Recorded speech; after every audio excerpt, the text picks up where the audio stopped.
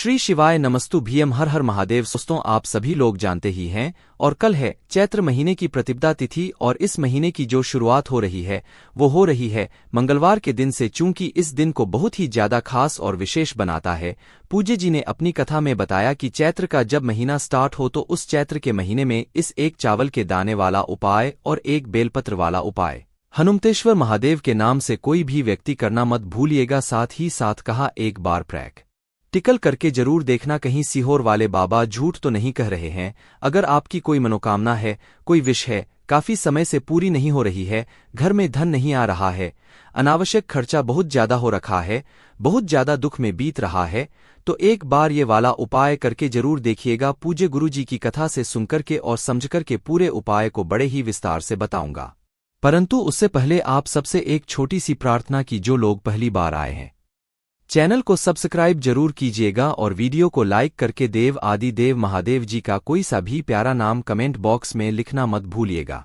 इस पूरे वीडियो में हम 3 महा उपायों के बारे में बात करेंगे जो कि आपकी अलग अलग कामना पूर्ति के लिए सिद्ध होंगे, तो ध्यान से सुनते चले जाना, समझने की कोशिश करना। लेकिन इस पहले मैं आपको बता दूं जो तीसरे नंबर का उपाय है। पूज्य गुरु जी ने कहा कि आप कोई उपाय करें या ना करें, कोई अनुष्ठान करें या ना करें, कोई व्रत करें या ना करें, लेकिन अगर आपको अपने किए गए संपूर्ण उपायों का फल प्राप्त करना है तो तीसरे नंबर का उपाय आप सभी लोगों को जरूर करना है। कि समय करना है, कैसे करना है, सुनते चले जाना, समझने की कोशिश करना।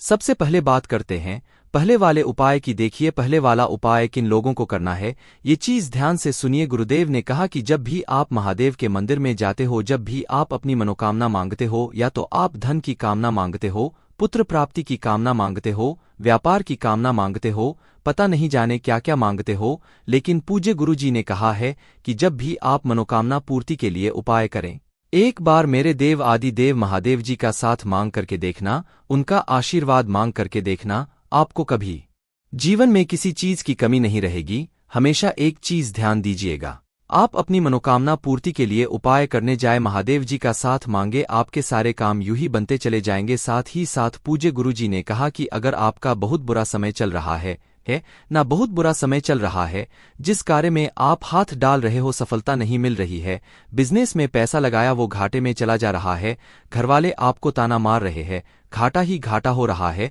कुछ करना चाहते हो आप जीवन में कुछ कर नहीं पा रहे हो, बहुत दुख में जीवन बीत रहा है, तो इस वाले उपाय को करना किस समय करना है, ध्यान से सुनना। आपको लेना होगा सबसे पहले एक बेलपत्र जो कहीं से भी खंडित टूटा फूटा ना हो, और इसी के साथ में एक लेना होगा अक्षत। जब भी यहाँ पर अक्षत की बात आ जाए तो समझ जाया करो कि एक चावल का दाना जो कहीं से भी खंडित ना हो, पूर्ण होना चाहिए। और इसी के साथ में आपको लेना है एक सफेद फूल।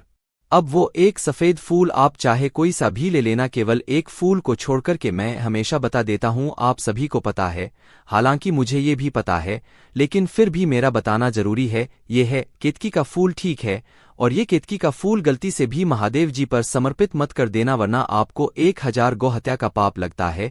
इसके अलावा जो आपको कनेर का फूल मिल जाए, अगर सफेद रंग में है, या किसी भी तरीके का सफेद फूल मिल जाए, केतकी को छोड़कर के वो एक सफेद फूल ले लेना है। इसी के साथ एक लोटा शुद्ध जल अपने घर का, ठीक है। इन्हें लेकर आपको पहुंच जाना है बाबा के मंदिर शिवलिंग के पास में। किस समय जाओगे? प्रदोष काल में। इस वाले उपाय को सिर्फ और सिर्फ प्रदोष काल में किया जाता है, यानी कि शाम के समय, प्रदोष के दिन नहीं, प्रदोष काल में शाम के समय। ये चीज ध्यान दीजिएगा। जैसे ही आप यहां पर पहुंचेंगे, उत्तर दिशा की तरफ मुंह करके खड़े हो जाना। अपक्रम ध्यान दीजिएगा, जो आपने एक लोटा शुद्ध जल लिया है, उस एक लोटा शुद्ध जल के अंदर आपको इन सभी चीजों को डालना है, के अंदर समर्पित करना है।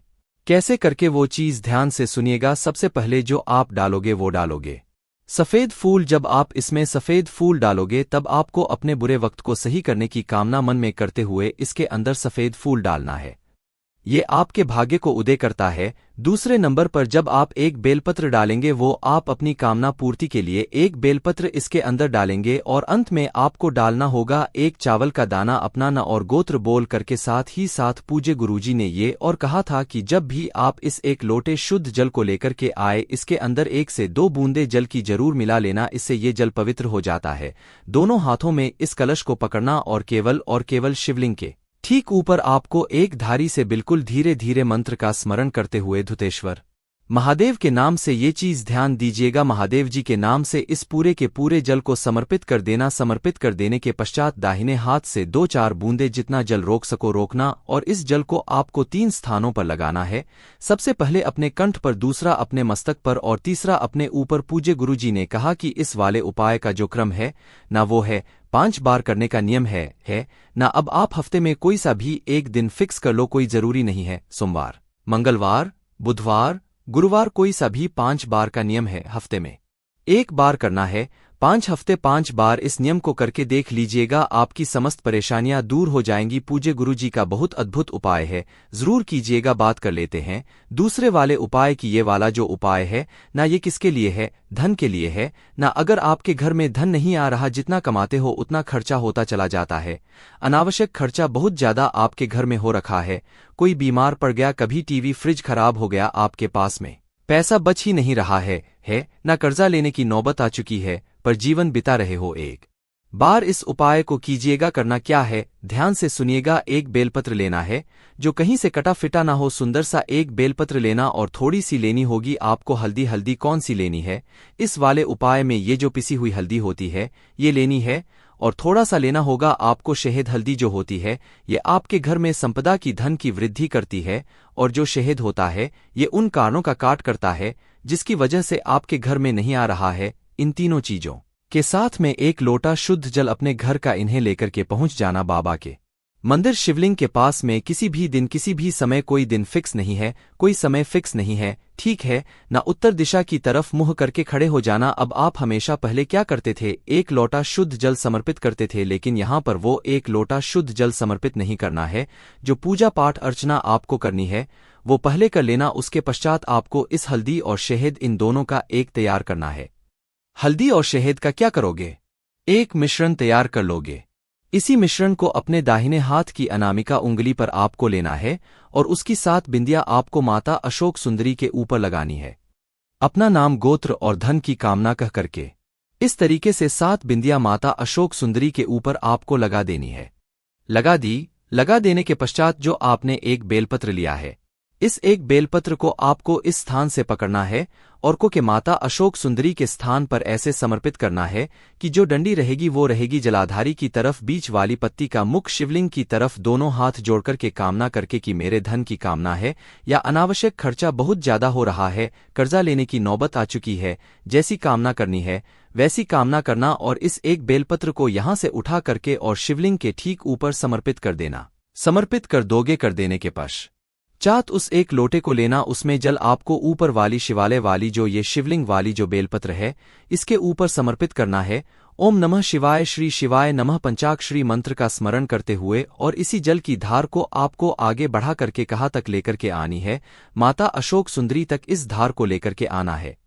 जब ये पूरा जल समर्पित हो जाए, जो भी जल बहता बहता जलाधारी से नीचे की तरफ आकर के गिरे, थोड़ा सा जल रोकना, अपने व्यापार स्थल पर, अपने घर पर कहीं पर भी छींट लेना। आपके घर में धन की आवक होना हो जाएगी। महाराज, इतना अद्भुत और अचूक उपाय है, ये ध्यान से सुनना, उसी तरीके से करना। अब बात कर लेते हैं तीसरे वाले उपाय की, जिसके लिए मैंने आपको रोका हुआ था। पूज्य गुरुजी ने कहा कि आप कोई उपाय करें या ना करें, कोई व्रत करें या ना करें, परिवार में किसी भी तरीके की कोई समस्या चली हुई आ रही है, किसी भी तरीके का कोई दुहक है, दर्द है, पैसा नहीं आ रहा, मनोकामना पूरी नहीं हो रही है, बीमारी खत्म नहीं हो रही है, किसी भी तरीके की या फिर किए गए उपायों का फल आपको नहीं मिल रहा है, तो पूज्य गुरुजी ने कहा जो भी एकादशी पड़े, जो भी प्रदोष पड़े और जो भी शिवरात्रि पड़े महीने की, ठीक है, उन दिनों पर आपको 3 दीपक तैयार करने हैं। तीनों दीपक के अंदर आप लगाओगे गोल बाती। कौन सी? तीनों दीपक के अंदर लगाओगे गोल बाती और इसके अंदर भरोगे गाय का घी। इस तरीके से गाय का घी भर देना। पहला जो दीपक आप लगाओगे प्रदोष काल में, उन तीनों दिन में प्रदोष काल में बेलपत्र पेड़ के नीचे यहां पर समर्पित करना। अगर आपके घर में धन की बहुत ज्यादा कमी है, धन की कामना से करते हो, तो बेलपत्र के पेड़ के नीचे जो आप दीपक लगाओगे ना, उसे गोल बत्ती का ना करके लंबी बाती का लगाना। क्योंकि जब भी आप धन संपदा की वृद्धि के लिए उपाय करते हो तो लंबी बाती का प्रयोग किया जाता है। इसके नीचे कोई ना कोई आसन जरूर लगा देना। दूसरा वाला जो दीपक, वो आपको गोलबत्ती का कहाँ पर लगाना है? किसी भी आंवले के पेड़ के नीचे। अगर आपके घर में भी ये वृक्ष है, पौधा है, वहां पर भी आप लगा सकते हो। और तीसरा शिवालय की चौखट पर जब आप यहाँ पर जाते हो तो आपके दाहिने हाथ की तरफ इधर की तरफ में आपको उस दीपक को लगा देना है। जो प्रदोष पड़े, जो शिवरात्रि पड़े, जो एकादशी पड़े करके देखिएगा, आपके जीवन के सारे दुख मेरा का पूज्य गुरुजी के ये सभी उपाय बहुत ही ज्यादा खास और अद्भुत है। जरूर कीजिएगा। वीडियो अगर पसंद आए तो लाइक करना, साथ ही साथ चैनल को सब्सक्राइब जरूर कीजिएगा।